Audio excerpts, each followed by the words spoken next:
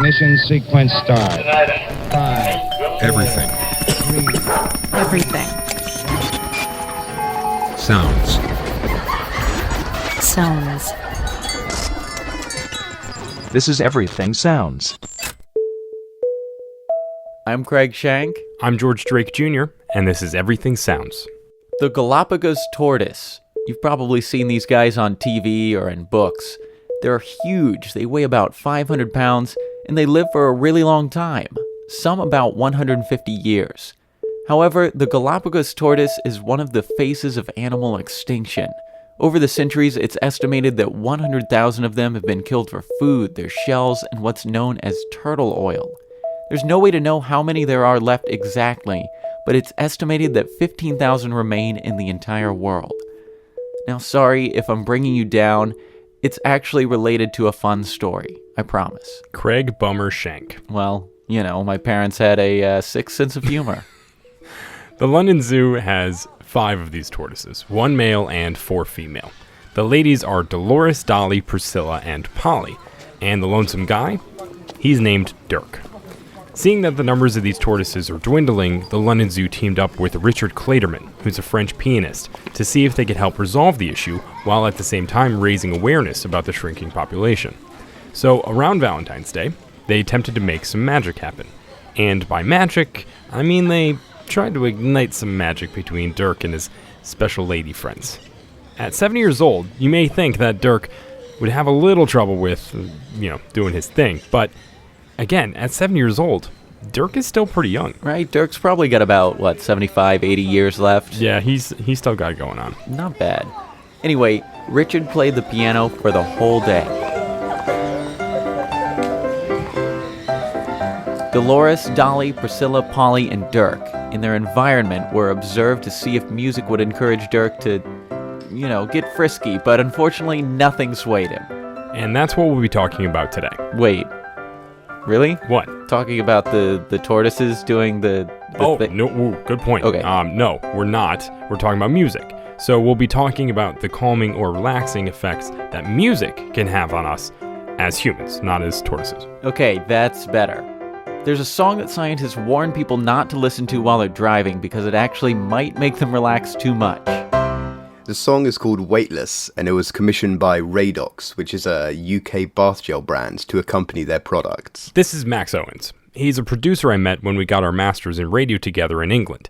He's going to help us out today in breaking the song down and figuring out what exactly makes it so relaxing. And for that, I travelled to Roehampton University in southwest London to talk to this woman. My name's Liz Cooper, and I am a principal of the British Academy of Sound Therapy and Soundworks. There were actually 4 major players when creating Weightless. There was Radox, who commissioned the song, Liz and the British Academy of Sound Therapy, who helped craft the song, a band called Marconi Union, who wrote and performed the song, and Mindlab International, who tested the song to see its effects. Okay, so Radox commissioned this thing. They make what, soap or bath gels? Seems kind of weird for a bath company to spend money on something like this. Actually, I wanted the same thing, but it turns out to make a little bit more sense than you'd think.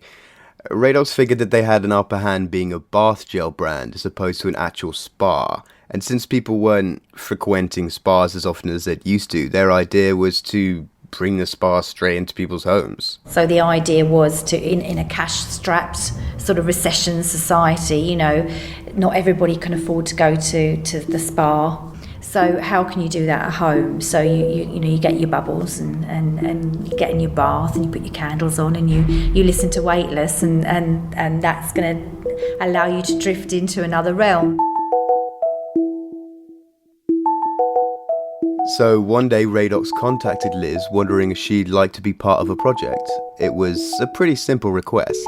Well, my brief was to create the most relaxing track ever. That's basically what they asked me to do. Radox had done their research, and based upon the work that Liz and her team had done in the past, they knew Liz was going to be a good fit. And they wanted somebody who was able to actually be, as a professional sound worker, if you like, to be able to put sonic vitamins, as I call them, into a piece of music. Sonic vitamins?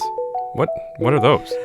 There's specific parts of a song that lend themselves to helping someone relax. For instance, one thing in the piece is what Liz defined as an octave that helps promote safety. Wait, an octave that helps promote safety? Is that a real thing? Oh yeah, but in the song it kind of sounds more like a drone. So the idea was almost holding that person in that octave sound, in the middle of that octave sound, and taking them on this kind of sonic journey, this soundscape that just kind of drifts through. There's also a perfect fifth. You guys know what that is, right? No, I do not. All right, I'm pretty sure I do. Correct me if I'm wrong. It's an interval between notes. If you're at the piano working in the C major scale, which is only the white keys, you hold down the first note in that scale, C, then you hold down G, which is the fifth note in that major scale, and when you play them together, you get the perfect fifth. Exactly, and the same works for D major, F major, G major, and so on. There's a perfect fifth in there as well, which has been known to be very almost at the antidepressant. It's the Prozac of the music world. So that was going through the piece. Now, there's one thing that everyone associates with relaxation and meditation that Marconi Union kind of put their own spin on. Very similar to like a very deep Om sound, like the Tibetan monks would chant somewhere in the mountains. And Marconi Union brought this very whirring kind of sound which comes in, which is quite soporific. All right, let's line up our ducks. We have the safety octave, the perfect fifth, and the chanting monks. Are there any other sonic vitamins, or is that it? Well, there's one more, and it's probably the most important one. Any ideas? I thought we covered all the bases. What do you think? I mean, I can't think of anything else that would fit. I'll give you a hint. What, a heartbeat? Yep. There's a heartbeat in the song? Well, no, it's a drum, but it's throughout the whole song. And it begins at 60 beats per minute, which is the average person's resting heart rate. So the drum is mimicking the heart rate of someone who's listening to it? You're on the right track, but it goes even further. We know, for example, that using the principle of entrainment, that we can relax and slow a person's heart rate down. Entrainment? What is that? Entrainment is a kind of strange thing to explain, but just know it's literally everywhere around you. It's a universal law of physics. So, for example, the tides entrain to the moon's gravitational pull, clocks, pendulum clocks will eventually entrain to each other and swing at very similar rates. So it's a well-known force, if you like. And so what happens is brain waves, heart rate, breathing, blood pressure will, and even in studies are now showing that the limbic systems of the brain, when two or more people get together, will entrain to each other. So there's this kind of brainwave sync that goes on. So during the song, it actually slows from 60 beats per minute down to 50 per minute. And then back up again to 60. So it's kind of lulling that person into a very deep state and then bringing them back at the end. So now we have all of the parts of the song. It's about 8 minutes and 10 seconds long, and MindLab, the people who did the study on it, mentioned, Craig, I think you said this earlier, they warn that if you're driving, you shouldn't listen to it. I listened to it on the bus on my way to meet Liz, and I almost fell asleep. That's actually a good thing to bring up, Max. We should actually point that out. There's a reason we haven't played it yet. Just in case you are driving, we don't want you to crash and have it be our fault. We'll play the first 15 to 20 seconds of the song so you know what it's about, but we'll chime in every now and then just to make sure you're still awake.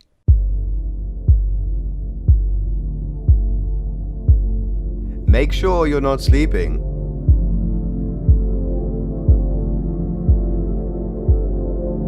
Try to stay awake. Don't close your eyes.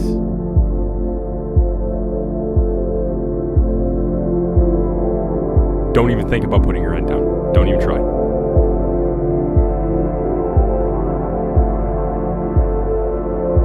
Are you sleeping?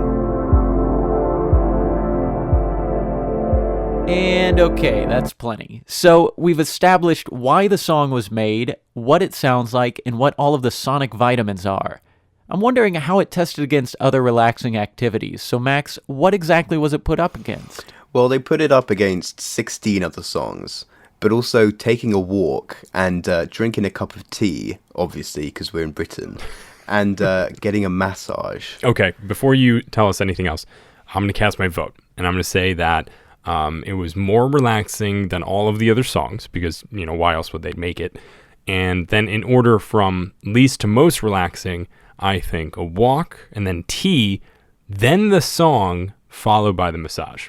Craig, what do you think? I think you're mostly right, but I'd put the tea at the very end. I mean, it's hot. Sometimes you burn your mouth on it, and personally, I don't like tea that much, so that's my least relaxing. Well, that's just bad testing. That's why you're not a scientist. Well, okay, yeah, I'm biased, but I'd rather just drink water or juice. I mean, you guys can continue to argue about this if you like, or I could just tell you the results. No, yeah, that works too. All right, go ahead.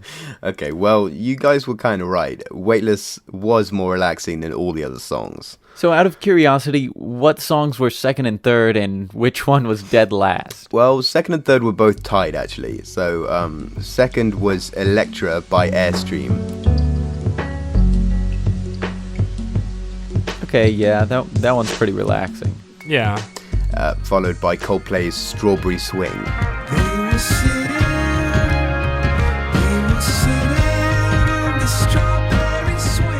Yeah, okay, I can see that being third. Second to last was Mozart's Canzonetta Solaria.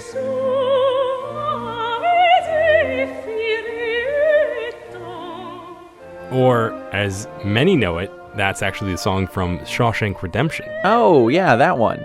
Mm-hmm. And last place by a huge margin was Katie Mellua's 9 Million Bicycles. There are 9 million bicycles in Beijing.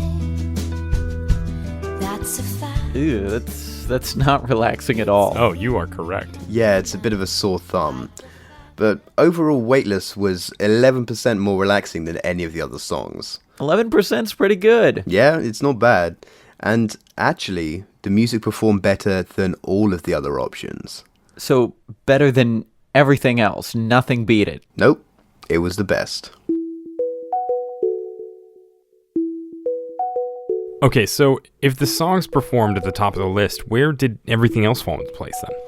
Well, to start off with, Weightless was more relaxing than a nice warm cup of tea. Yeah, I kind of saw that one coming. I knew it. Yeah, well, the tea caused a 16% decrease in stress levels in relation to heart rate, and the song had a 18.6% decrease. I can only imagine what's coming up next. Well, take that same number, the 18.6%, and compare that to the 7% decrease in stress levels from taking a walk. A walk? Well, what about the massage? How does that compare? I'm getting there. Okay.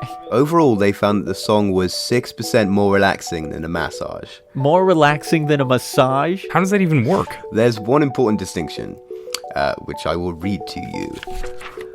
Whilst the massage was enjoyed by all participants, it induced greater EDA levels and unsteady respiration rates, indicating levels of stimulation rather than relaxation. Okay, well, that makes sense, but what are EDA levels? Well, they measure stress levels and excitation levels in the body. They basically trigger mental stimulation. Okay, so what was important was how they were feeling during the activity, but not after. Yeah, precisely. That's what they were measuring.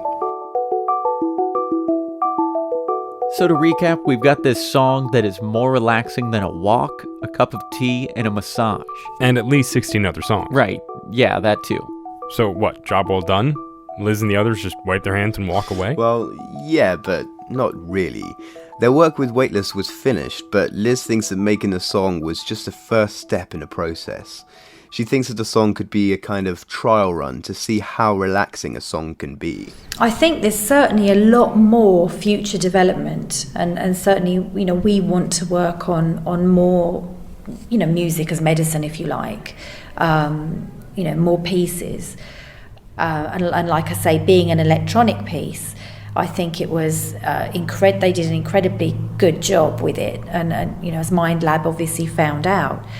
So that was a good surprise, really. But I certainly think that there's so much more that we can do with it. And not only that, the British Academy of Sound Therapy makes their own songs using their own instruments. They're just a little bit more traditional, like gongs, drums, this thing called a singing bowl. And what Liz wanted to see is that if they can create a song live using those instruments that actually rivals the relaxation caused by Weightless. Just to compare, because obviously, even though, any recording, even of the instruments that we play, is still going to be digitized, at the end of the day. So there has been research. Obviously, this is one small piece, but there's been a lot more research about digital music, and it's still being quite effective at altering neurology and physiology. But it would be really good to do a comparison and really to see are the live sounds even more beneficial than recorded sounds.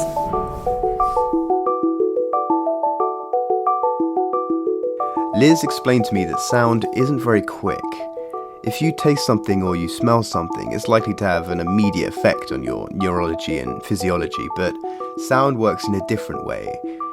She said that if you meditate, you'll relax. But if you add a song like Weightless to your meditation, your body will relax more quickly. The music gives your mind something to focus on. But it goes a little bit further than that. When trying to evoke similar feelings, the effects from sound actually last longer than the effects from other senses. Many people think of sound as just simply a sense, but people like Liz see it as much more than that. Sound has properties just like the touch of a massage or the smell of a scented candle. It can be used for healing. But we don't actually know why fully yet. So the mystery is still there, which is lovely, I think. We know it does have profound effects. I mean, we've worked with people that have literally made life-changing recoveries from life-limiting symptoms and illnesses, just with sonic prescriptions, not with any medication at all. Not that medication obviously is important with certain conditions, but, I think that we'll go on to discover that music really can be a form of medicine.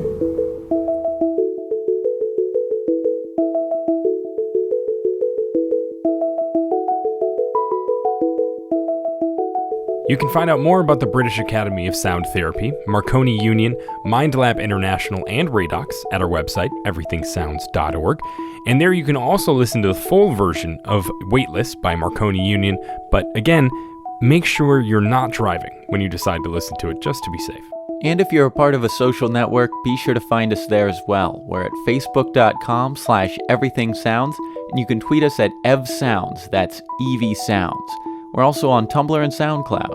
Get in touch, ask us any questions you have, and share anything that you find interesting with us. We take inspiration from just about everywhere, and we've gotten some great ideas from you in the past. And of course, a special thanks to Max Owens for his help on today's episode. You can find links to his work at our website as well. Again, it's everythingsounds.org. Thanks for listening. Until next week, I'm Craig Shank. And I'm George Strake Jr.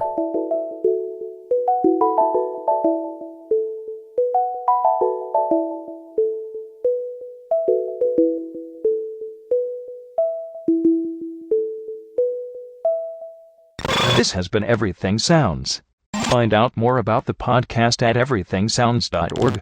Connect with Everything Sounds on Facebook and also on Twitter.